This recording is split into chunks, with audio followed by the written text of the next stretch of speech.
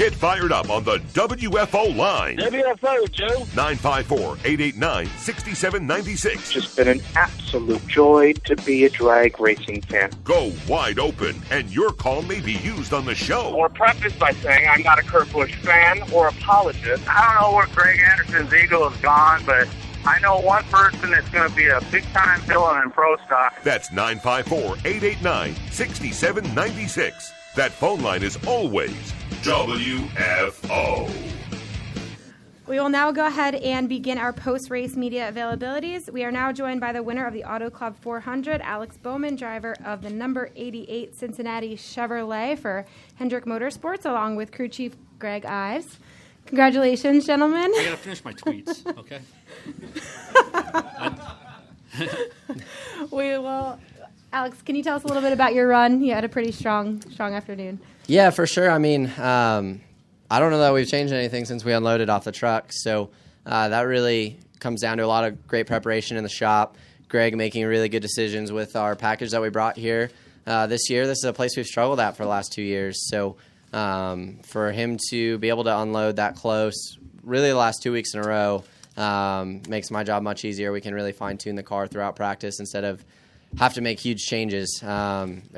It's really been our probably best couple practices of the last 2 years that I've been driving for HMS, and I just attribute that to the hard work in the shop and great work over the off season. But today was good for us. I feel like if I got bad restarts, I would burn my stuff up getting back to the 12.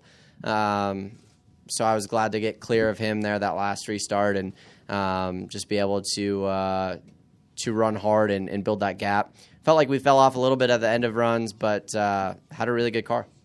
Awesome.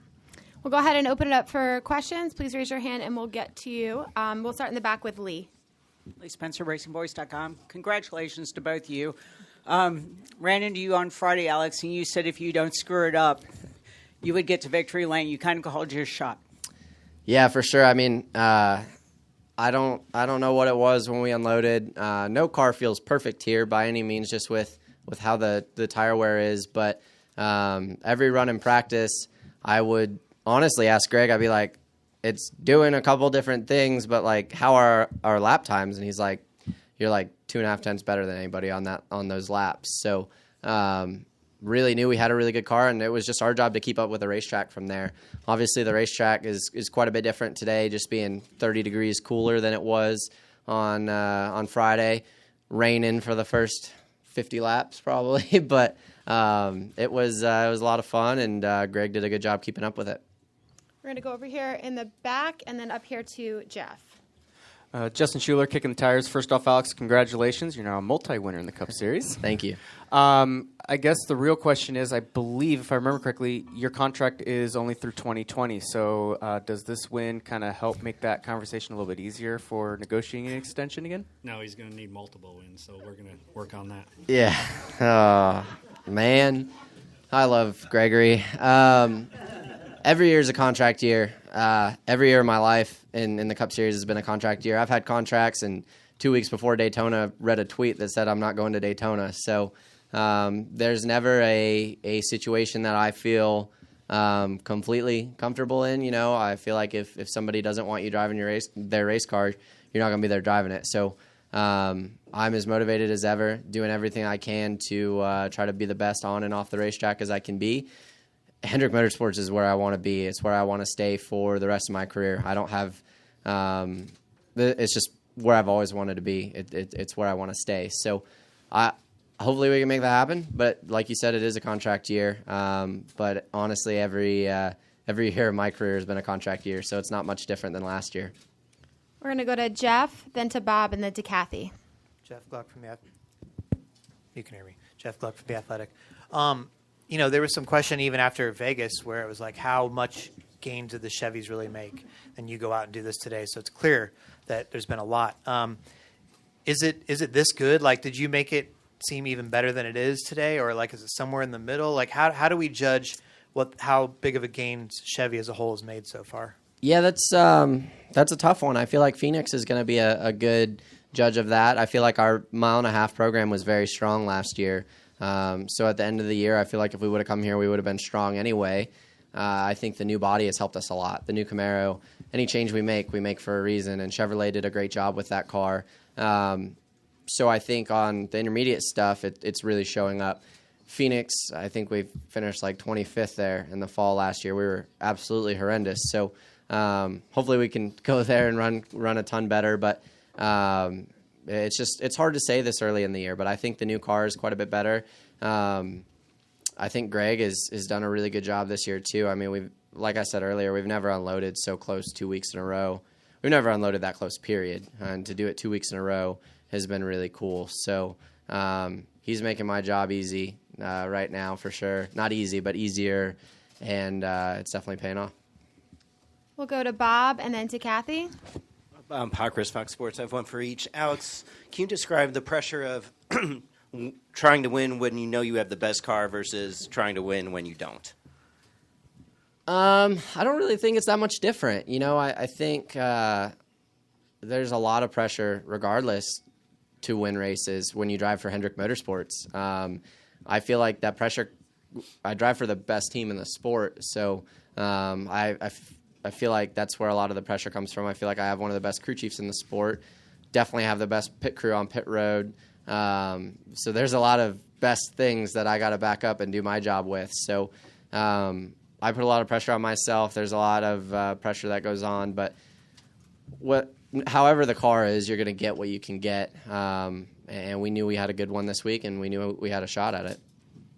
And Greg, we've seen NASCAR, penalizing teams the last couple of weeks from what they're seeing things on cars. Do you feel like is there a big crackdown? Is it just early in the year and teams are trying things? How would you kind of evaluate? Yeah, I think it's up to crew chiefs. That's their job, is to try to see where the line is, and sometimes you got to cross it before you understand where it is.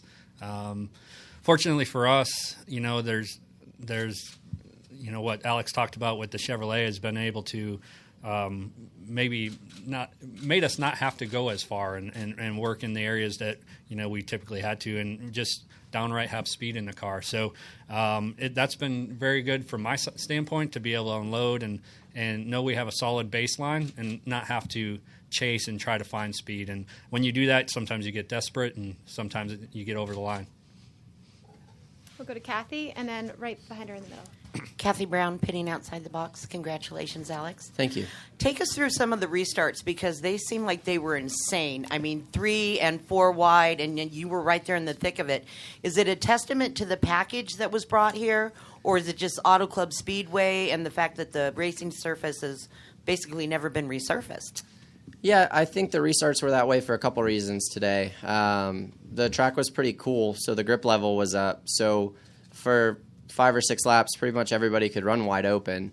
When everybody can run wide open, you can all go about the same speed, which means it's more about drafting and lane choice and building those runs, which turns into running 4 and 5 wide. So I didn't feel like we did a great job over any of the restarts. It seemed like there was a "don't push me" sign on my rear bumper, but I'm glad we finally got up, had a good one there at the final one. But it's a culmination of pretty equal grip level from top to bottom here, and just being able to run wide open for those first couple laps on tires. Jim Alexander from Southern California News Group. You had, I guess it could be called a gap year in 2017. What has that done for you, to have that year to kind of step away and be in the simulator and not worry about the week-to-week pressure of winning and maybe develop things?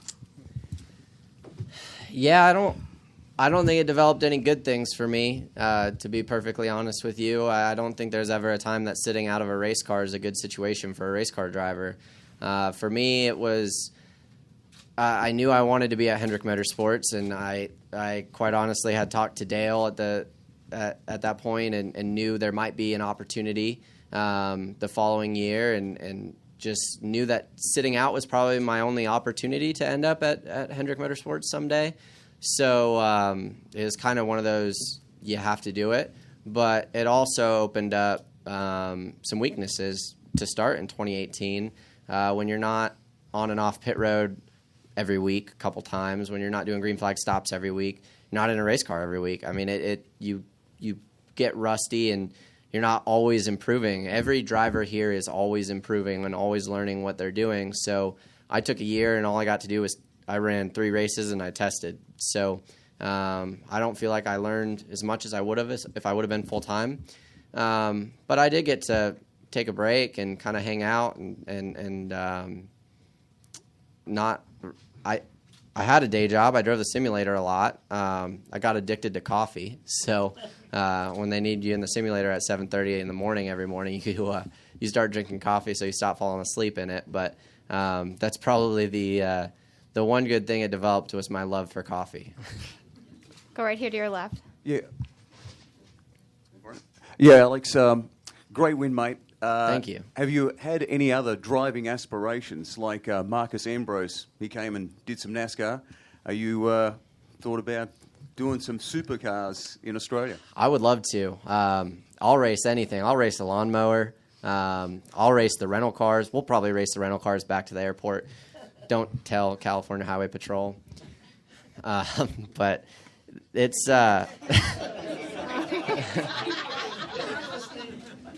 I just want to say, so I'm from Arizona. So he said drivers are continuously learning. So I'm from Arizona. This quick story, because last time we were in the media center, we won. It was a total shit show. So we're just going to go back to that. Yeah, it was going great there for a while. So growing up in Arizona, I raced quarter midgets down the road from here at Pomona Valley all the time. So I'd get off school Thursday. Me and my dad would load up in the truck and trailer, and we would drive to Pomona. And in Arizona, there's only one speed limit. Trucks and cars were all 75. And then we would get into California, and they'd have this dang 55-mile-an-hour speed limit, and we got pulled over a lot. Like, a lot. One time, my dad didn't have a CDL, and you're supposed to have a CDL, and, like, he was going to jail. So, yeah, don't tell CHP about the rental car return lot. But, yeah, I'll race anything. Back to your question. Forgot there was a question there. I would love to run a V8 supercar. That'd be really cool. I think Bathurst is a really cool event. But anywhere they run, I mean, they beat the shit out of each other. They have a good time. It looks like a blast. It's usually street, track, and Mount Panorama in Bathurst is a real tough one. And a lot of American drivers have gone there and said, hey, we need a track like this here in America. So, we'd love to see you. Yeah, I played it on iRacing a lot, and I've wadded them up a lot there. So I probably need some more practice before I go for it, but it's a lot of fun. Before we continue, are there any other questions for Greg? We'll come down here to Jeff and then to Jim. Can I ask you about Phoenix next week? Because obviously it's the first time that you guys are going to be able to have the championship race be also in the regular season. How important is that going to be for teams? Well, I think it's really important just to not be embarrassed like we were last time there. So, we kind of had a stranglehold on that place for a while, winning with Dale and then, almost winning with Alex and having a lot of confidence going to that track and then to kind of fall flat on your face is not a really good feeling, especially when I know it's his hometown. I know we put a lot of pressure on ourselves to run well there. And, I don't care if it's the championship or race or not. I want to win at any place we go and not be embarrassed. So that's my goal for Phoenix is to go out there, unload just as fast as we did here, execute a good race, and, whatever happens at the end of the year is going to happen. But we got to learn. We got to continue to grow, and that's kind of my focus next week. Go back to Jim. JimHunterMotorsport.com for Greg, and Alex can answer from driver perspective if you want.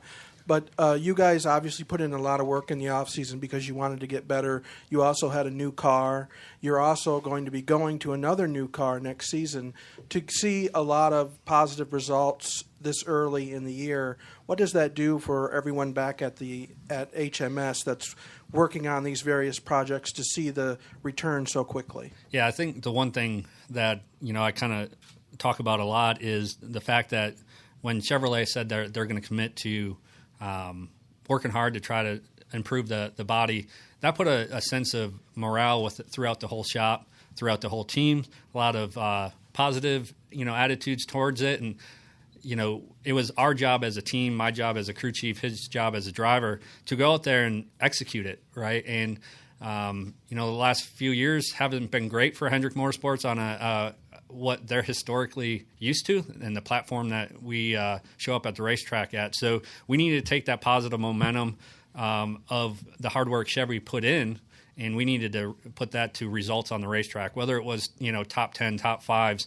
it's great to have the win, but continuously building that momentum is something that is needed in a shop environment. It's needed when the guys turn on the TV and they see the racing we had today, and their product was on the racetrack, competing for laps, competing on pit road. It's a totally different vibe, totally different feeling. And I know when I show up next week or tomorrow morning in the shop, it's going to be a totally different feeling than what I had last year coming out of California.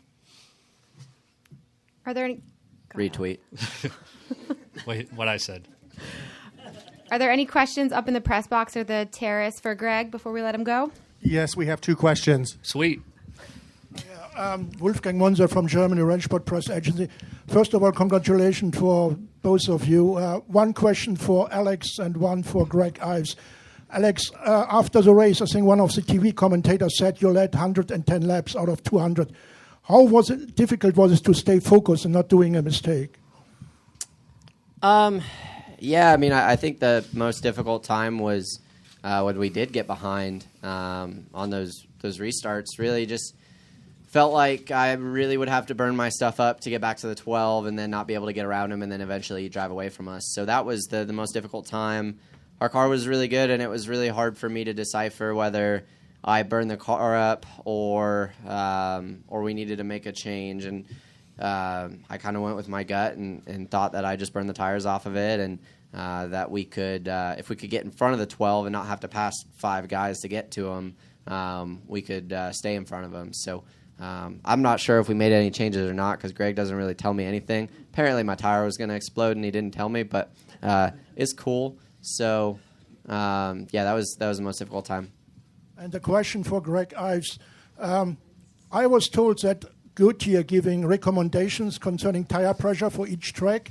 Technically, in your team, do you have a possibility to make simulations to find out where the critical factor is? Yeah, we have people back at the shop that all they do all week long is work with the Goodyear engineers, work with simulation, work with tools, whether it's wheel force data to understand where the optimum pressure is for tire based on grip, but also based on failure. So, there's sometimes when you want to get greedy and get to a level that's not in agreement with what Goodyear wants, but you're chasing some grip, and you just got to figure out how to get there without having failure. Our issue this week with the right rear tire is just the fact that, to be fast and continue to have lap time, you're on the right rear tire, and it went down to the fabric, and that's what we want. We want tires that wear out, but what tires that don't give out and blow. So we had tires last week at Vegas that wore out and gave you an indication of where you were, but didn't blow out. Same here, at California. Goodyear, I feel is doing a great job this year of giving what the drivers want, what the crew chiefs want, and ultimately what the fans want, and the fall off in racing and the side by side, and they're doing a great job. We'll take that last question upstairs for Greg, if there is one. Actually, it's for Alex. Okay. All right. Greg, we will let you go. Thank you. All right. Go ahead with that question for Alex. Chris Knight Catch Fence. Alex, congratulations on the victory. Thanks. I was just curious last week with the outcome of the race at Las Vegas, knowing that you had a car that was capable of winning the race, how much motivation did you have this week at Auto Club to come here and finish what you started there? Yeah, for sure. I feel like I've had a lot of motivation every week. There's a lot of outside pressure. There's a lot of pressure from myself. I just want to win races. That's all there is to it. When I come here and don't run well and people think I look mad or upset or I'm not friendly, you're dang right. I want to win races. I don't like running bad. So I want to run well for me and my team. And last week, it would have been really easy to get down on each other, start second-guessing each other based on that ending. And my team never second guesses me. I never second guess Greg and the guys. And instead of taking that defeat and getting upset about it, we took the positives from the end of the race and definitely rolled it into positive momentum coming here. Are there any other questions for Alex? In the back to Lee. So what's the deal with the tattoos? Oh, man. So one of my good buddies, Aaron Gillespie, he's a drummer in Under Oath, drummer and backup vocals. He was in Paramore for a little while. It's kind of a big deal if you're into that scene. We made a bet at Daytona. They were pretty much everybody from Under Oath was at Daytona. We made a bet that if I won, we were getting 88 tattoos. And then it just never stopped. We've been talking about it for the last 2 weeks. Apparently, I have to get a neck tattoo, which I'm not real sure that that's really going to happen or not. But yeah, we're next time we're all together, I guess we're all going to get tattoos. Any last questions? All right. Thanks, Alex. Congratulations. Thank you, guys. Y'all have a good one. This is WFO Radio.